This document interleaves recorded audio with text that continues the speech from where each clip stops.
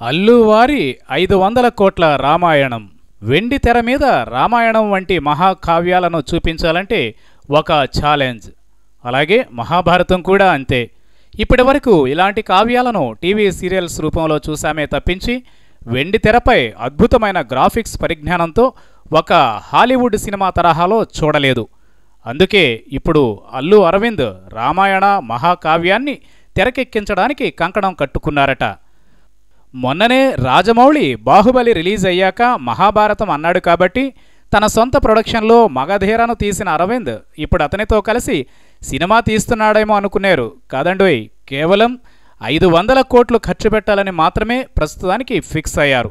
ఓ 2 భాగాలుగా సంపూర్ణ రామాయణాన్ని సినిమాగా తీయాలని అల్లు అరవింద్, మధు మంతెన, నమిత్ మల్హోత్రా నిర్ణయించుకున్నారట. స్వయంగా అరవిందే ఈ విషయాన్ని ఒక ముంబై మీడియా వారికి ప్రకటించారు.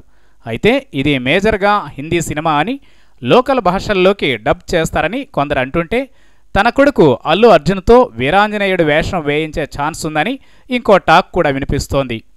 రాముడి పాత్ర కోసం ఒక ప్రముఖ బాలీవుడ్ హీరోను అప్రోచ్ అయ్యారట. అయితే ఈ సినిమా విషయంలో జనాలకు వచ్చే మేజర్ సందేహం ఏమిటంటే, అసలు 500 కోట్లతో అందరికీ తెలిసిన కథను సినిమాగా తీస్తున్నారంటే అందులో కొత్తగా ఏం చూపిస్తారు అనేదే ఆశ్చర్యకరమైన విషయం.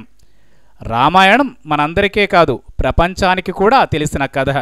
కాబట్టి ఈ కథలో కథనం అండ్ విజువల్స్ చాలా ముఖ్యం.